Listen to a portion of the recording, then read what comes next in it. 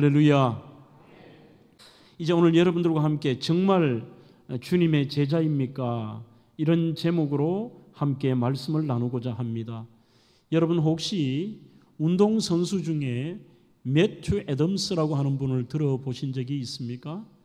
이분은 2004년 아테네 올림픽에서 50m 남자 소총 복사에서 금메달을 딴 분입니다.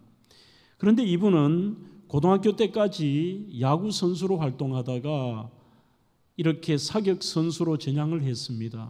출중한 재능을 가지고 있었는데 주변에 갑작스럽게 사격 선수로 한 선수가 너무 잘하니까 시기 질투도 심했습니다.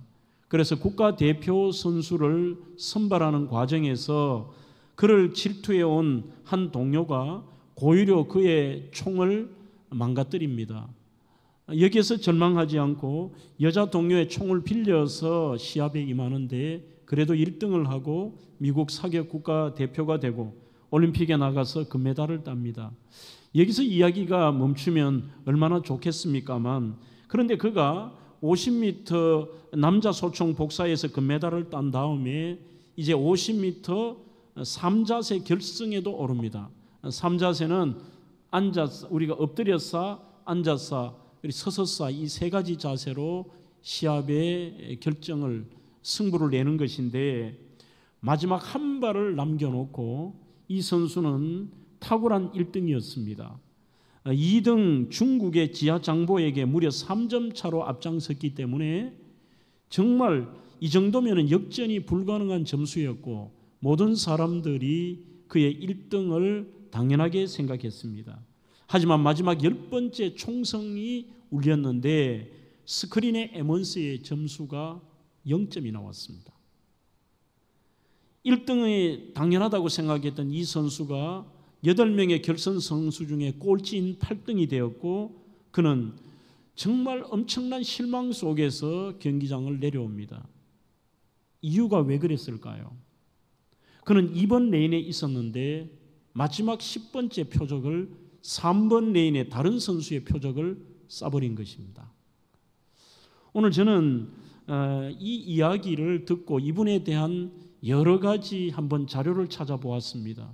그 외에도 아름다운 스토리도 있습니다. 안타깝게 여기던 체코 선수와 사랑도 나누고 또 베이징 올림픽에도 출전하고 하는데 거기에서도 또 실수를 합니다. 그것도 역시 마지막 한 발을 남겨놓고 나중에는 암도 걸리고 수많은 인생에 그러한 굴곡이 있었던 선수인데, 오늘 제가 설교의 도입에 이분을 이야기하는 것은 참 저는 신앙적으로 한번 많은 생각을 하게 되었습니다. 무엇이냐 하면 이 매튜 애덤스는 엄청나게 많은 연습과 고생을 했고 또 남들에게 하지 않았던 이런 것이 아닙니다.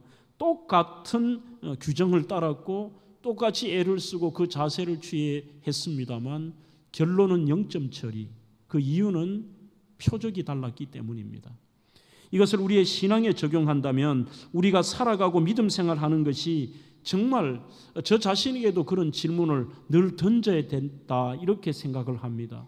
나는 정말 열심히 살아가고 믿음대로 살아가고 정말 이 땅에서 최선을 다해서 규정과 규칙을 지키고 열심히 사는데 우리가 열심히 살았지만 나중에 0점이 나온다면 하나님의 뜻과 상관없는 우리의 인생의 점수는 하나님께서 매기시는데 그 점수가 너는 내가 원하는 그 표적이 아니었고 내가 원래 너희에게 원하는 그 길이 아니었다라고 하는 이런 평가를 받으면 어떨까? 그런 생각이 들면서 정신이 번쩍 드는 것이죠. 카일 아이들맨의 팬인가 제자인가의 글에 보면 규칙을 따른다고 예수님을 따르는 것은 아닙니다. 노력하고 원한다고 해서 무조건 제자가 될 수 있는 것도 아닙니다. 문제는 그들이 따르는 대상이 예수님이 아니라는 것입니다. 그들은 자신도 모르게 엉뚱한 표적을 겨냥하고 있습니다. 그들의 예수님이 아닌 종교적 규칙과 의식을 따르고 있습니다. 그러니 우리는 일평생 신앙생활하며 주일이 되면 교회 나오고 성도의 의무를 다하고 또 우리는 때로는 섬기기도 하고 많은 그 규칙과 의식에 따르며 살아가지만 그 속에 믿음 생활을 한다고 착각을 하지만 표적이 예수님께로 향해지지 않았고 엉뚱한 잘못된 방향과 표적으로 나아가서 저희들이 신앙생활하며 마쳤다는 것, 이거는 정말 엄청난 문제라고 생각합니다. 그래서 오늘날 교회의 가장 큰 문제는 스스로 그리스도인이라고 말하지만 정작 예수 그리스도를 따르는 생각은 추호도 없는, 이것이 카일 아이들맨은 교회에 다니는 팬이라고 이렇게 소개를 하죠. 즉 교회에 다녀서 우리는 온갖 혜택을 바라보며 교회에 다니니까 마음의 평안을 얻고 우리가 믿음 생활하면서 내가 많은 복을 얻고 내 인생이 좋아졌다, 그런 것들에 대한 관심과 예수님에 대한 팬들로 있지만, 한마디로 구경꾼 팬은 많지만 깊은 친밀감이 없이 예수님에 관한 지식을 친밀감으로 오해하는 종교인들이 참 많다는 것, 그것이 바로 교회의 가장 큰 문제입니다. 팬들은 있고 진정한 제자가 없다는 것. 오늘 이것은 성도 여러분들이 진짜 제자로서의 삶을 살지 않는다는 것이 아니라 가장 먼저 목회자들부터 내가 진짜 진정한 주님의 제자인가, 내가 주님이 원하시는 그 표적, 우리의 표적이 예수 그리스도이고 그 예수님께로 향해 있고 내가 예수님이 원하시는 그 표적을 향하여 달려가고 있느냐, 늘 점검하며 산다는 것이 지혜로운 그리스도인이 아닐까요? 저는 거기에 대해서 우리가 많이 점검할 것도 없다고 생각합니다. 늘 우리는 나 자신에게 그 질문을 던지면 올바르게 내가 제자인가 어느 정도의 답은 찾을 수가 있습니다. 즉 나는 예수님을 따르기 위하여 어떤 손해를 보고 살아가고 있느냐, 거꾸로 나는 예수님을 통해 덕을 받다, 나는 예수님을 통해 많은 은혜와 복을 받았다는 것도 대단히 중요하지만 내가 정말 따르는 우리의 구원자 예수 그리스도를 위하여, 하나님의 뜻을 위하여 내가 얼마나 희생하며 살았느냐, 그게 제자의 기준이라고 생각합니다. 그렇다면 진짜 제자는 가장 먼저 내 안에 예수님을 살고 자신을 부인하는 것이 진짜 예수님의 제자의 모습입니다. 이것을 우리는 자기를 부인한다고 하는 말인데 영어로는 self denial이라고 합니다. 제가 미국의 석사를 기독교 윤리학을 전공을 했는데 졸업할 때까지 교수님들의 강의 중에 수십 번, 수백 번, 수천 번 들었던 단어가 바로 self denial이라는 단어입니다. 기독교 윤리에 있어서 제일 중요한 한 가지의 단어를 꼽으라면은 나를 부인하는 것. 내가 그리스도와 함께 십자가에 못 박혔나니 그런즉 이제는 내가 사는 것이 아니요 내 속에 그리스도께서 사신 것이라. 나는 죽고 나는 부인하고 예수만 사는 것. 그런즉 이제 내가 사는 것은 나를 사랑하사 나를 위하여 자기 몸을 버리신 하나님의 아들을 믿는 그 믿음 안에 사는 것이라. 즉 내가 죽고 나를 부인하는 게 제자의 삶이고 그리스도인의 삶이라고 밝힙니다. 23절에도 아무든지 나를 따라오려거든 자기를 부인하고, 예수님 따르는 제자의 1번이 바로 self deny, 자기 부인입니다. 매튜 헨리의 주석에 보면 자기 부인이 뭐냐, 네 가지로 소개를 합니다. 첫째, 먼저 자신의 의지와 뜻을 고집하지 않는다. 우리는 이 땅에 살아보면 정말 모든 것들이 나의 기준과 그리고 자신의 뜻을 요만큼도 굽히려고 하지 않습니다. 자기 확신이 있기 때문입니다. 내가 맞다고 생각하는 것입니다. 그렇지만 하나님의 뜻보다도 우리가 앞선다면 이것은 분명히 잘못된 표적을 향하여 내가 달려가고 있는 열심이 아닐까요? 두 번째는 자신의 욕구와 육체의 유혹을 단호하게 물리치는 것. 세상에 어떤 유혹이 있어도 그것을 단호하게, 내가 없는 거예요. 주님의 뜻이 아니고 주님이 기뻐하시는 것이 아니기 때문에 단호하게 물리치는 것. 세 번째는 잘못된 생각과 주장도 주님 앞에 굴복시키는 것. 이거는 눈에 보이는 것이 아닙니다. 내가 보이지 않는 생각, 나의 마음에 드는 것들까지도 이게 주님의 뜻이 아니라면 나는 나를 부인하는 것입니다.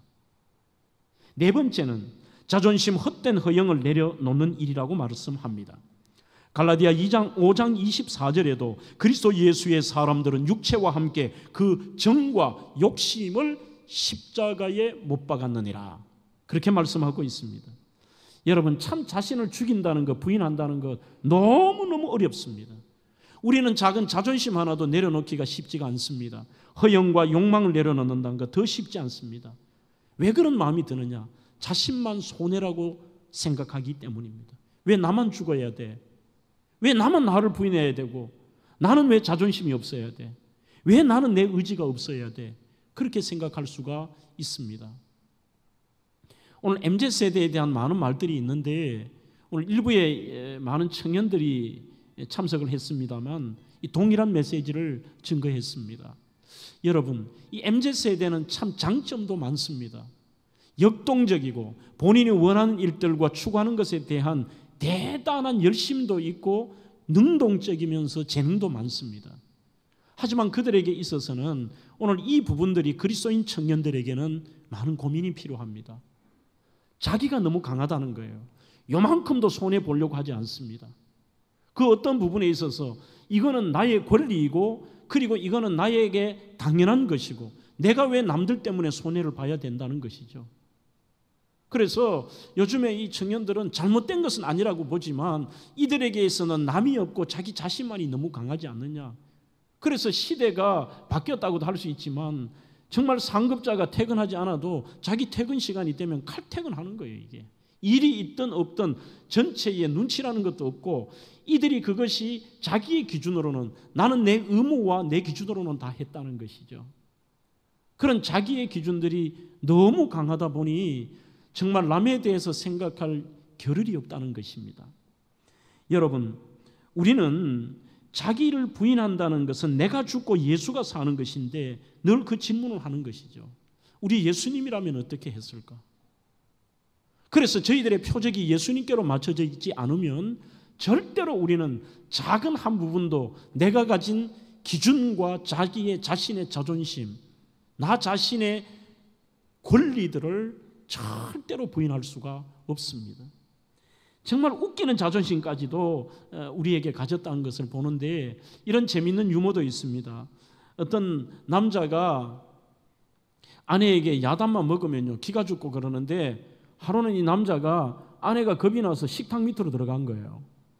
식탁 밑으로 들어가니까 아내가 빨리 나와라, 빨리 나와. 나는 절대 안 나간다 그러더래요. 빨리 나오라니까. 절대 못 나간다. 나도 자존심이 있지. 이렇게 얘기를 하더래요. 무슨 식탁 밑에 들어가서 자존심을 찾아요.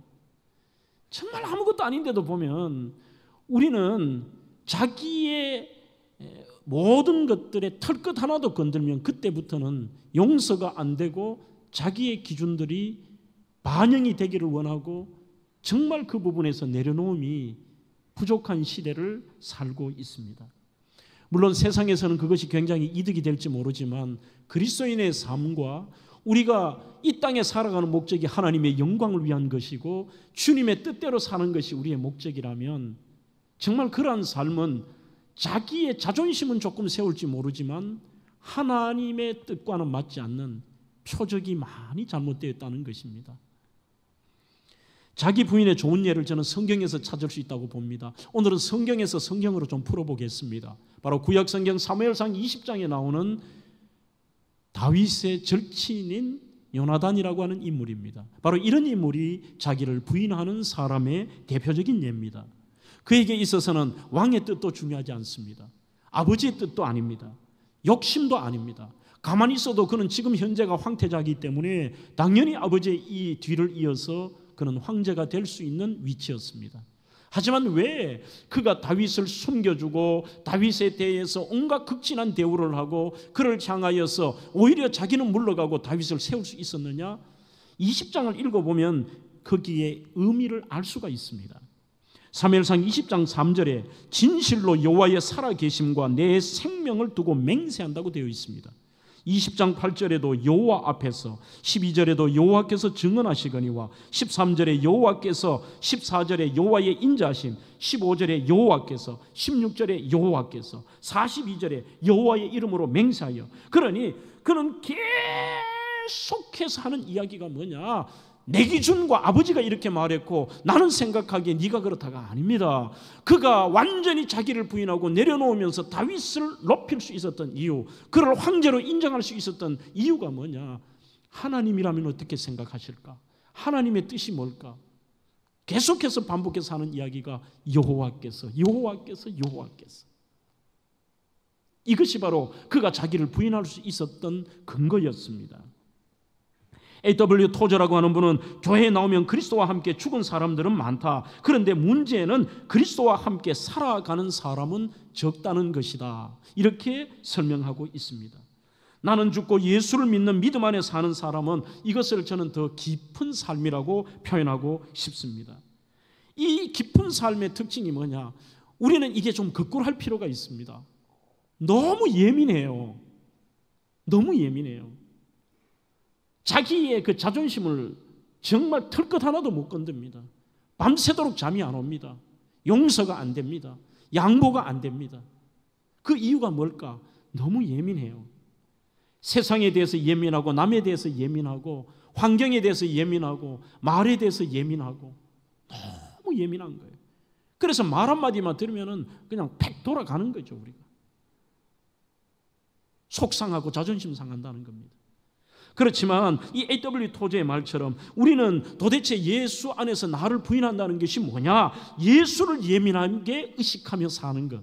오히려 세상의 환경과 나 자존심에 대한 것에 예민한 게 아니라 예수님의 뜻에 대해서 내가 예민한 거예요. 이런데 주님이 어떠실까? 그분 앞에 예민한 것이죠. 마크 패터슨의 올인이라는 책에 보면 내가 그리스도의 뜻에 맞게 살고 있는가? 그리스도께서 나의 뜻에 맞게 해주고 계신가에 우리는 어디에 소속되어 있느냐? 한번 점검해 보라는 것입니다. 여러분, 이것이 당연합니다. 주님께서 나를 위하여 살찌키고 피 흘리시고 우리를 살려주셨고, 그분은 우리의 구원자이십니다. 그분은 우리의 주인이십니다. 그분은 만왕의 왕이십니다. 그분은 만유의 주이십니다. 그런데도 우리는 이 미물봐도 못한 우리의 이 연약한 피조물인 우리가, 벌레만도 못한 우리가 하나님을 나의 뜻에 맞추려고 하는, 이것이 인간의 모습이라는 것이죠. 작은 것도 자꾸 하나님을 내 뜻에 맞추려고 하는 것. 그 뜻에 맞지 않으면 하나님도 없습니다. 무서운 시대를 살아가고 있습니다. 그래서 끊임없이 우리는 생각하면 할수록 저도 내 뜻에 하나님을 부르면서 맞추려고 하지 않았나? 우리는 끊임없이 내가 하나님의 뜻에 맞추는 것. 그러면 삶이 달라져요. 오히려 그 속에 평화가 임합니다. 그 속에 당당함이 있습니다. 그 속에 기쁨이 있습니다. 사랑하는 성도 여러분, 많은 사람들이 예수님의 초대를 받아들이긴 하지만 자기를 부인할 생각은 추호도 없습니다. 그러나 자신을 부인하지 않고는 절대로 우리는 종교인은 될 수 있지만 예수님의 제자가 될 수는 없습니다. 단순히 양보하는 차원이 아닙니다. 예수님이 원하시는 모습은 자신의, 좀 어려운 말입니다, 존재까지도 인정하지 않는 겁니다. 나는 없는 거예요. 나는 없고 예수만 살아 움직이는 것. 이거 세상적으로는 참 인기 없는 말입니다. 오늘 어찌 보면 장 목사의 설교가 여러분들에게도 인기 없는 설교입니다. 오늘만큼은요. 뭔가 여러분들이 하나님의 사랑 속에서 여러분들은 만사형통 잘 된다는 이야기들이 필요하겠지만, 정말 세상의 기준, 하나님이 끊임없이 우리 사랑하신다는 것, 이것도 정답입니다. 하나님이 세상을 이처럼 사랑하사 독생자를 주셨으니 누구든지 그를 믿는 자마다 멸망치 않습니다. 그래서 이것이 요한복음 3장 16절은 그리스도인들의, 우리 기독교의 트레이드 마크와 같은 본문입니다. 종종 외국에 가서 경기장에 보시면은 이런 요한복음 3장 16절을 피켓으로 들고 전도하는 분을 볼 수가 있죠. 하지만 오늘 이 본문 말씀인 이 누가복음 9장 23절, 이 말씀을 들고 있다면 전부 싫어할 것입니다. 아무든지 나를 따라오려거든 자기를 부인해라, 죽어라, 뭐 이런 얘기를 한다면 인기 없는 말이죠. 자기만 챙기는 문화 속에 자기를 부인하라는 이 메시지는 쉽지가 않습니다. 그러나 여러분, 우리가 나를 부인한다는 것은 예외 조항이 없습니다. 우리가 주님 앞에 나를 부인한다는 것은 대부분의 많은 사람들이, 우리 그리스도인들이라면 그래도 우리 부인하고 삽니다. 우리 자존심을 내려놓습니다. 노력은 하지만 오늘 저는 예외 조항이 없어야 된다는 말씀을 꼭 드리고 싶습니다. 이게 무슨 말이냐? 예수님께 터치받고 싶지 않은 삶의 영역만큼은 이렇게 따로 떼어놓아요. 나 다른 거는 다 해도 이 부분은 안 돼요. 나 다른 부분은 건드려도 이 부분 건들면 나는 폭발해요. 그래서 많은 분들이 이 가슴 속에 겉으로는 멍청해 보이고 거룩해 보이지만 자기만의 폭탄을 안고 살아간다니까요. 그것만큼은 못 건듭니다. 그리고 어떤 그 부분만큼은 아주 단호한 부분이 있다는 것입니다. 나 예수님 따를게요. 그러나 이것만은 아닙니다. 나 예수님 사랑하지만 이것만큼은 주님 아니라는 것이죠. 이것도 역시 저는 성경에서 답을 드릴 수 있다고 생각합니다. 마태복음 19장에 보시면 이게 마태, 마가, 누가, 요한에 전부 기록이 되어 있습니다. 바로 부자 청년에 대한 이야기입니다. 괜찮은 청년입니다. 어떤 사람은 이 청년이 니고데모라고 하는데 정확하게 그렇게 연결해야 될지는 모르겠습니다만 그럴 가능성도 있습니다. 어쨌든 성경대로라면 이 부자 청년이 예수님께 찾아왔다는 것은 파격적인 얘기입니다. 당시에는 엄청난 용기가 필요합니다. 아마 굉장히 인생에 대한 고민을 많이 했던 것 같습니다. 그런데 뭔가 예수님이 좀 다릅니다. 욕을 먹을 각오로 예수님을 찾아와서 이 청년이 예수님께 이런 질문을 던집니다. 선생님이요, 내가 무슨 선한 일을 해야 영생을 얻겠습니까? 뭔가 영생에 대한 기준도 다릅니다. 그런데 이 땅의 삶이 뭔가 전부가 아니라는 걸 알면서 구원받고 싶고 영생에 대한 질문을 던져요. 주님은 그 사람의 마음까지와 이 사람이 무슨 생각을 하는가지 다 아시는 분입니다. 그때 주님의 답이 좀 의외의 답을 하십니다. 마태복음 19장 21절에 너의 소유를 팔아 가난한 자들에게 주라. 그리하면 하늘에서 보화가 너에게 있으리라. 그리고 와서 나를 따르라. 네 소유를 팔아서 다 가난한 자들에게 주고 그리하면 하늘에 있는 보화가 너의 것이 되고 너에게 하늘에 상급이 있고 그 다음에 네가 나 따라와서 내 제자가 되는 거야. 이렇게 말씀합니다. 오늘 주님의 메시지는 무조건 예수 믿으면 네 재산 다 팔아서 좋은 일만 해야 돼. 이거 아닙니다. 너 예수 믿으면 지금처럼 그렇게 살면 안 되고 전부 목회자가 돼야 되고 전부 구제 사업가가 돼야 되고 네가 정말로 남을 위해 살아야 된다. 이것도 아닙니다. 주님이 오늘 그의 마음을 깊이 읽고 계신 거예요. 이 청년이 그렇게 질문한 이유가 19장 22절에 나와 있습니다. 그걸 아시고 이렇게 주님이 말씀하신 거예요. 너가 정말 영생을 얻고자 하느냐? 그러면 나 따라야 돼. 나 믿어야 돼. 그런데 그 제자의 삶이 뭔지 아느냐? 너는 너에게 아직도 예외 조항이 있어. 이것만큼은 안 된다고 하는 예외 조항이 있어. 그게 바로 물질이야. 진짜 나를 따른다는 것은 예외 조항이 없어야 돼. 너의 개인적인 자존심도, 너의 명예도, 심지어 너의 물질도, 너의 모든 것들을 내려놓을 수 있느냐? 온전히 올인이라는 조금 전의 책처럼요. 나를 이용해서 너에게 맞추려고 하는 게 아니라 온전히 네가 나의 뜻대로 살 수 있느냐 그 말입니다. 예외 조항은 없어야 됩니다. 여러분, 성경은 오늘 우리를 향하여서 부인한다고 하는 그 메시지를 던지면서 성도들에게 잘못된 오해가 있어서는 안 됩니다. 우리는 이 메시지를 던지면 예수 믿으면 예수님의 제자가 되려면 부인해야 되고 죽어야 되고 니께 없어야 되고 자존심 낮춰야 된다고 하니까 이거는 너무나도 희생적이고 고통스럽고 우울하고 재미없고 힘든다라고 생각하는 이걸 버려야 됩니다. 오히려 여러분, 자기를 부인한다는 이 삶과 내가 주님의 뜻대로 살고 그분에게 맞추며 살아간다는 것은 놀라운 우리가 알지 못했던 그동안의 기쁨과 삶의 의미와 우리 속에 놀라운 감사로 충만해지는 거예요. 그래서 여기에 대한 또 성경적인 저는 예를 들 수 있는 것이 바로 구약성경 신명기 15장 16절로 17절입니다. 여러분, 노예가 된다는 것은 전부 이거는 고통이고 누구 하나도 원치 않습니다. 희한하게도 구약에 자진해서 노예가 되겠다는 사람들이 있습니다. 거기에 대한 내용입니다. 읽어보겠습니다. 종이 만일 너와 너의 집을 사랑함으로 너와 동거하기를 좋게 여겨 내게 향하여 내가 주인을 떠나지 아니하겠노라 하거든 송곳을 가져다가 그의 귀를 문에 대고 뚫으라. 그리하면 영구히 너의 종이 되리라. 이 말입니다. 우리는 예수님 믿는다는 것은 영구히 내가 주님을 구세주로 믿는다는 것이고 영구히 그분을 따르겠다고 함께 한다는 것이지 않습니까? 그러면 종들이 히브리인들의 법에 따라서 6년간 이들이 고통스럽게 잘못해서 빚으로 팔려갔다든지 어떻게 하든지 종살이를 하면 6년이 지난 다음에 풀어주는 이런 룰이 있습니다. 그렇다면 이제 6년이 되어서 얘야, 이제는 너는 나를 떠나서 네 마음껏 행동하고 네 가고 싶은 대로 가라. 그리고 너는 이제 자유하라고 얘기해요. 한데 지금 엄청난 일이 벌어집니다. 이 종이 안 가겠대요. 그 이유를 밝힙니다. 그 집과 이 주인을 사랑해요. 차라리 저는 평생 종이 되겠습니다. 그랬을 때에 그의 귀를 문에 대고 이것을 뚫으면서 여기에 소위 귀걸이 같은 것, 이 소유가 누구나 영구히 여기에 뚫는다는 것은 이제는 바뀔 수가 없습니다. 해방될 수가 없습니다. 이것을 우리는 뭐라고 하느냐? 노예가 스스로 자기를 부인하고 노예가 된 사람들입니다. 이들은 거기가 불행하거나 힘들어서가 아닙니다. 행복하기 때문입니다.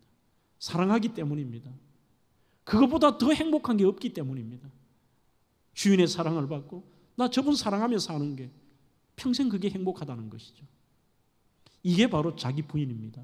우리가 철저하게 나의 자존심과 욕망과 나의 모든 것들의 예외 조항 없이 우리가 그것을 향하여서 나를 부인하고 주님을 쫓았을 때 그것을 제자라고 말하고 또 다른 말로는 스스로 선택한 노예와 같은 존재인데 그 속에는 정말 우울, 결단, 재미없고 고통스러운 게 아니라 오히려 그 속에 지금까지 누리지 못했던 평안함, 자유함, 감사, 기쁨이 넘치는 거예요. 그까지 우리가 안 가본 거지 않습니까? 사람을 한번 소개하겠습니다. 밀러드 풀러라는 분이 있는데 이분은 29살에 백만장자가 됩니다. 그런데 정말 백만장자가 되어서 얼마나 열심히 살고 아내에게도 잘했던지요. 해달라는 것도 없는데 뭐 자기가 온갖 것 다이아 반지부터 해서 어마어마한 집부터 전부 다 해줬어요. 그런데 어느 날 이 아내가 집을 가출해 버렸어요. 충격인 거죠. 남편으로서 최선을 다했습니다. 가진 것이 전부가 뭐 대단한 것들입니다. 어렵게 숨어버린 가출한 아내를 호텔방에서 찾습니다. 찾아가서 진지한 대화를 나누는데 이 아내에게 있어서 의외로 충격적인 말을 합니다. 나는 세상의 것들을 다 누렸지만 당신에게 몇 번이나 간곡하게 부탁했지만 이 땅의 삶은 전부가 아니야. 우리는 우리를 위하여 누리고 그리고 우리에게 주어진 것들에 대해서 정말 우리는 허영심을 가지고 살았지 않나. 이렇게 살고 난 다음에 인생이 끝난 다음에 우리에게 남는 게 뭐가 있어? 당신에게 몇 번이나 말했지만 당신은 여전히 세상적인 만족과 그것을 하나도 내려놓지를 못했어. 이런 이야기들을 밤새도록 호텔방에서 두 부부가 이야기를 해요.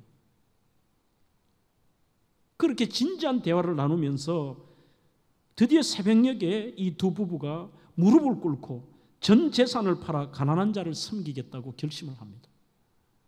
그리고 그 다음 날 목사님을 찾아갑니다. 이런 목사도 있어요. 얘기를 쭉 하면서 이제는 전 재산을 팔아서 남은 인생은 지금까지 내가 이렇게 살았으니까 가난한 자들을 섬기며 살겠다고 얘기하니 목사님의 답이 이거였습니다. 전부를 포기할 필요는 없습니다. 이렇게 대답을 했습니다. 그래서 이 두 부부가 오히려 이렇게 얘기합니다. 저희들은 돈을 포기한 것이 아닙니다. 우리는 우리 자신을 하나님 앞에 포기했습니다. 예수 믿는다고 전부 돈 포기하고 구제만 하라는 것 절대 아닙니다. 어떤 분은 자존심을 포기해야 될 분도 계시고 어떤 분은 지금의 삶의 패턴을 포기해야 될 수도 있고 어떤 분은 자기가 좋아하는 취미를 포기할 수도 있고 어떤 분은 물질을 포기할 수도 있고 결국은 예외 조항이 없다는 얘기예요. 하나님 앞에서 내가 없는 나를 부인하는 것, 자기를 포기한다는 것입니다. 이렇게 해서 이 두 부부가 세운 것이 바로 세계적인 집짓기 운동의 헤비타드 운동을 만드신 분들입니다. 사랑하는 성도 여러분, 내 안에 예수는 살고 나를 부인한다는 것, 그것이 바로 진짜 제자의 모습입니다. 두 번째로 자기 십자가를 지는 것입니다. 또 다른 말로 한다면 끊임없이 우리를 죽고 또 죽는 것입니다.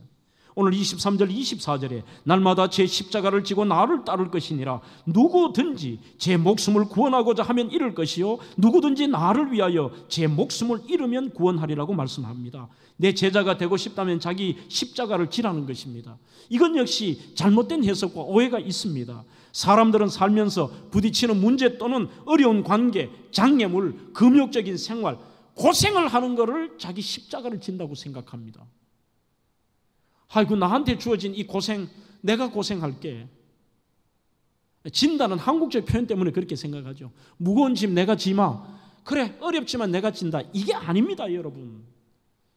그렉 로리의 제자도 죽어야 다시 사는 길이라는 글에 보면 자기 십자가를 진다는 것은 예수님이 이끄시는 대로 어디든지 따라가겠다는 결단입니다. 끝까지. 두 번째, 각자의 주어진 사명을 피하지 않고 받아들인다.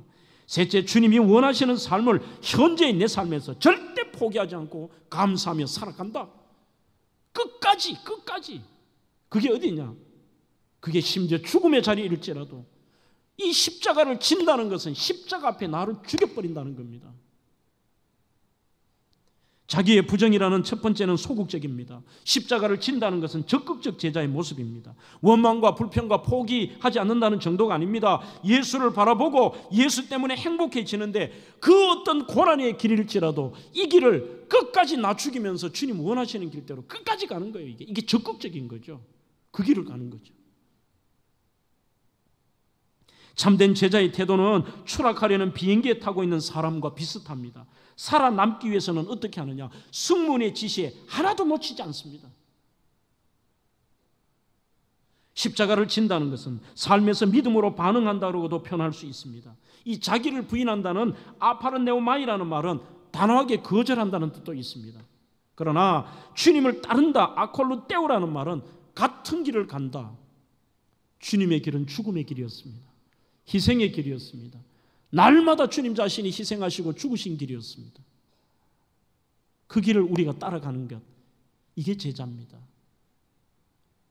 좁은 이 길, 진리의 길, 이게 표적이 맞기 때문입니다. 진리의 길입니다. 넓은 길은 표적이 잘못된 것입니다. 주님 가신 그의 길, 절대 쉽지는 않습니다. 힘이 들고 어려워도. 그런데 이 길이 고통스럽고 괴로운 길이 아니라 우리는 이 길이 바른 표적이고 상급의 길이고 주님 기뻐하시는 길이기 때문에 감사하며 기뻐하며 이렇게 갑니다. 찬송하며 갑니다. 찬송하며 가는 거예요.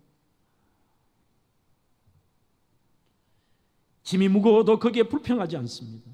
그래서 저는 제자의 슬로건을 하나 저보고 하라 그러면 Come and die예요. 와서 죽어라. 오늘 이미 여러분들은 오셨어요. 와서 죽어라. 와서 죽어라.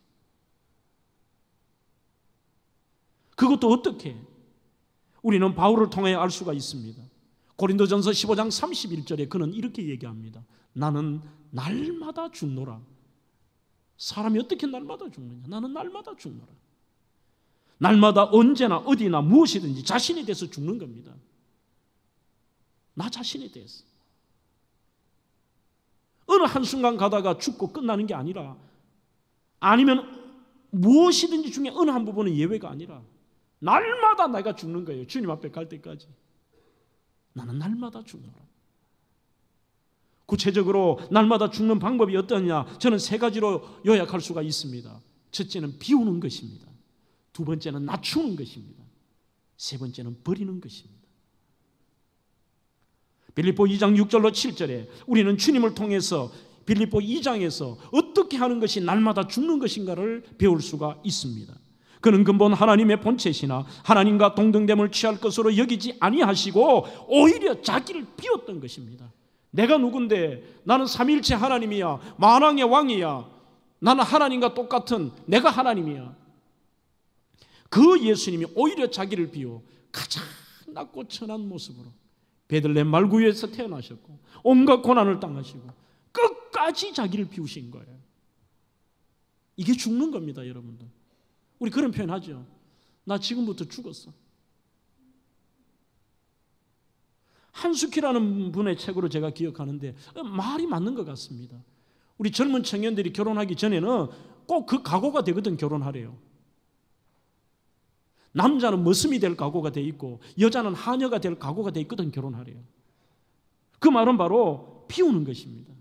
내가 없는 거예요. 두 번째, 낮추는 것입니다. 빌립보 2장 3절에 오히려 겸손한 마음으로 각각 자기보다 남을 낮게 여기고 나보다 남을 더 중요하게 여긴다는 것입니다. 우리 이 자리에 계신 분들도 한번 옆에 분에게 그렇게 축복도 하고 진심으로 이 말씀에 대한 고백을 해봅시다. 1층에 영상으로 예배 드리는 분들도 옆에 분에게 한번 그렇게 해보시죠.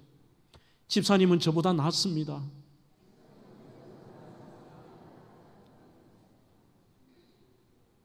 그래, 이러지 말고요. 부부끼리 이렇게 하세요. 당신이 나보다 정말 나아. 모르시는 분들, 우리 권사님, 집사님이 저보다 낫습니다. 우리 진심으로 한 번 더 고백하겠습니다. 장로님들이 저보다는 100배 낫습니다. 네. 하세요, 옆에 분에게. 네. 나보다 남을 더 중요하게 여기는 겁니다. 세 번째는 버리는 것입니다. 빌립보 2장 8절의 후반절에 죽기까지 복종하셨으니 곧 십자가에 죽으심이라. 업적, 공로, 성공, 소유물 버릴 수 있는 것. 고린도서 6장 10절에 근심하는 자 같으나 항상 기뻐하고 가난한 자 같으나 많은 사람을 부유하게 하고 아무것도 없는 자 같으나 모든 것을 가진 자라고 말씀하고 있습니다. 그게 우리의 모습이에요. 남들이 보면은 저 사람은 늘 저렇게 버리고 비우고 낮추는데 무슨 기쁨이 있나 하는데 저 사람 뭔가 가진 게 없는데 기뻐요. 저 사람은 뭔가 삶이 우리보다 행복해요. 그게 우리 그리스도인의 길입니다. 하지만 우리는 날마다 come and die가 잘 되지 않습니다. come까지는 됩니다. 그분을 우리는 사랑합니다. 그분을 쫓으면 나에게 행복감이 있고 그분을 통해서 많은 것을 얻는 것을 원하지만 and die가 되지 않습니다. 내가 죽는 것. 삶 속에 내가 죽는 것. 오늘 저는 여러분들에게 오늘부터 완벽하게 죽읍시다. 그 말씀을 못 드리겠습니다. 그러나 이 메시지는 늘 설교자는 자기에게 해야 됩니다. 저도 그렇고 여러분들도 그렇고 제가 사랑하는 우리 대명교회 성도들이 저부터요. 그래도 노력은 하다가 주님 앞에 가야 될 거 아니에요. 우리를 부인하고 우리를 좀 죽여보는 거죠. 그렇게 하면 치열하게는 또 실수하고 안 돼요. 안 되지만 또 해보고 또 해보고 또 해보고. 이게 바로 빌립보 4장에 나오는 자족하기를 배원 논의하는 에마돈, 연습하니까 어느 순간 되더라는 것입니다. 또 내가 한번 죽어보고 날마다 죽어보면 어느 순간 되지 않을까요? 우리 교회에 와서도 간증을 하셨던 최영도의 낮엔 해처럼 밤엔 달처럼 보면 일하게 치열하게 자기를 낮추고 살았던 사람도 이런 고백을 합니다. 낮엔 해처럼 밤엔 달처럼 그렇게 살 수는 없을까? 욕심도 없이, 이게 자기 부인이죠. 어두운 세상 비추어 온전히 남을 위해 살듯이 남이 나보다 낫고 그들을 섬기는 것이죠. 나의 일생에 꿈이 있다면 이 땅에 빛과 소금 되어 가난한 영혼, 지친 영혼을 주님께 인도하고픈데 나의 욕심이 나의 못난 자아가 언제나 커다란 짐이 되어 이게 잘 안 된다는 거죠. 자기가 죽는다는 게. 나를 짓눌러 마음을 공곡해 하니 예수님 나를 도와주십시오. 솔직한 고백입니다. 이 찬양 저희들 2절 같이 한번 찬양으로 고백해 볼까요? 예수님처럼 바울처럼 그렇게 살 수는 없을까? 남을 위하여 당신들의 온몸을 온전히 버리셨던 것처럼 주님은 완전히 버리시고 완전히 낮아지시고 주님은 완전히 비우셨는데, 그죠? 우리 찬양하면서 결단하고 참 한번 노력해 봅시다. 예수님처럼 바울처럼 그렇게 살 순 없을까? 남을 위하여 당신들의 온몸을 온전히 버리셨던 것처럼 주의 사랑은 베푸는 사랑, 값없이 거쳐주는 사랑. 그러나 나는 주는 것보다 받는 것 더욱 좋아하니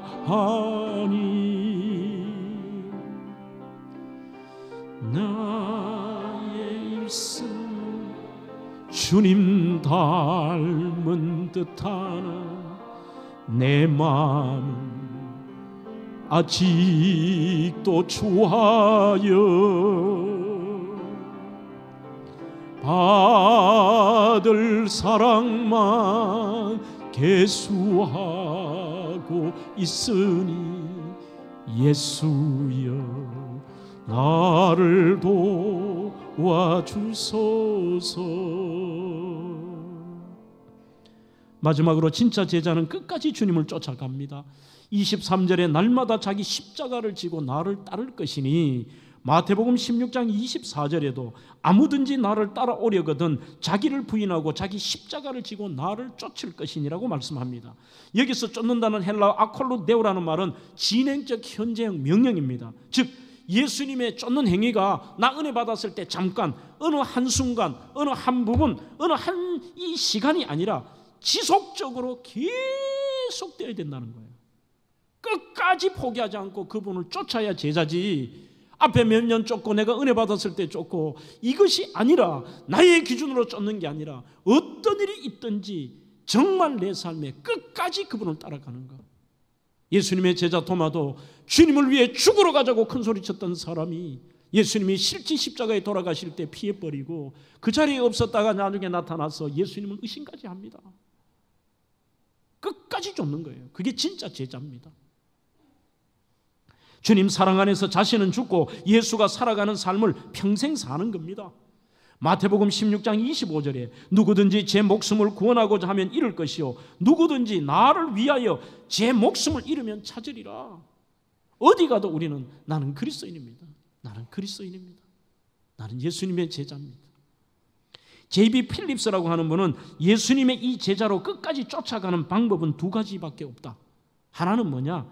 단순하게 살아라. 너무 나의 생각들과 복잡하게 계산하지 말고 단순하게 순종하고, 가라면 가고 서라면 서고, 하지 말라고 하면 하지 말고, 하라고 하면 하고, 뭐 세상의 윤리가 어떻고 도덕이 어떻고, 지금 동성애 같은 이 무서운 죄악들이 그렇잖아요. 성경이 죄라고 하면 죄입니다, 여러분. 주님이 서라고 하면 서는 거죠. 그 다음에 두 번째는 준비하라고 얘기했습니다. 네 가지 준비를 말합니다. 믿을 준비, 순종할 준비, 희생할 준비, 죽을 준비. 이게 끝까지 예수님을 쫓는 분. 순종. 그냥 단순함. 카일 아이들먼이 자기의 이야기를 쓰는데 어떤 것이 단순함이고 순종이고 은혜인가를 한 이야기로 설명을 합니다.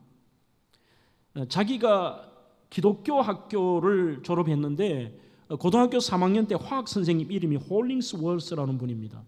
기말고사인데 이분이 평상시에는 얼마나 문제를 어렵게 내고 학생들의 학점을 짜게 주는지요. 이 선생님이 찰스 스탠리라는 분의 하나님의 은혜라는 책을 읽고 어마어마한 감동을 받은 거죠. 내가 진짜 전적인 하나님의 은혜구나. 이것을 깨닫고 학생들에게, 기독교인 학생들에게 하나님의 은혜를 맛보여 주기로 결심을 하고, 아마 일반 학교는 할 수가 없는데 기독교 학교는 가능한 거죠. 시험지를 나눠줄 때까지 아이들이 겁을 잔뜩 먹고 있습니다. 몇 달간 머리를 싸매고 공부를 합니다. 문제를 이제 풀려고 하는데 선생님의 목소리가 들립니다.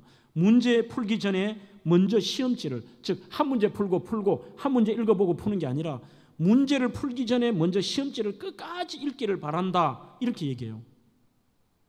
문제를 보니까 보통 때보다 더 어렵습니다.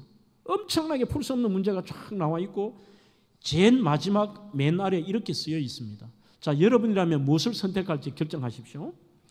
문제를 풀어 A 학점을 받든가 시험지에 이름만 적어 A 학점을 받든가 둘 중에 하나를 선택하시오. 여러분들 뭘 선택할래요? 찬양대. 네? 우리 성도 여러분, 2부 예배 성도 여러분, 무엇을 선택하시겠습니까? 저는 당연히 이름만 적는 거 선택합니다. 많은 아이들이 동시에 와 하고 환호성을 지르는데 몇몇 아이들은 기분이 나쁩니다. 왜 그러느냐?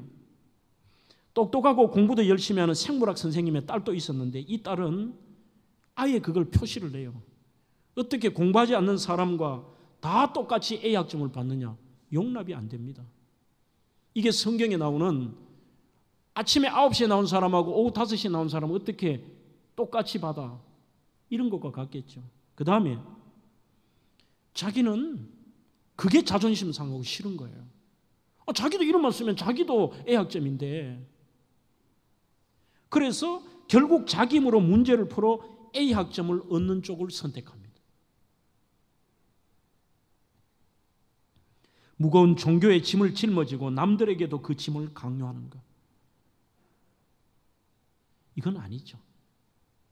우리는 하나님의 은혜로 단순하게요, 그냥 하나님의 은혜가 임하니까, 그 길이 맞으니까 이름 쓰고 받을 것도 그냥 이름만 쓰는 거예요. 그냥 아니 나도 그렇게 하면 되지. 남을 의식하고 이걸 의식하고 그 짐을 짊어지고, 왜 그 짐을 짊어져요? 자기도 이름만 쓰면 되지. 마태복음 10장 38절, 또 자기 십자가를 지고 나를 좇지 않는 자도 내게 합당하지 아니하느라. 우리는 날마다 주님을 닮아서 그렇게 내 십자가를 날마다 죽을 각오로 가는 거죠. 최근의 신간인 그리스도인의 정체성을 말하다라는 알렉스 캔드릭 형제의 책에 보면 정체성에 상응하는 삶의 의무가 있다. 나는 그리스도인이다. 나는 예수님의 제자다는 분은 5가지 기억하십시오. 이렇게 우리는 날마다 죽는 겁니다. 생각이 새로워지는 겁니다. 절대로 생각에 허망한 생각하지 않습니다. 2번째, 말로 덕을 세웁니다.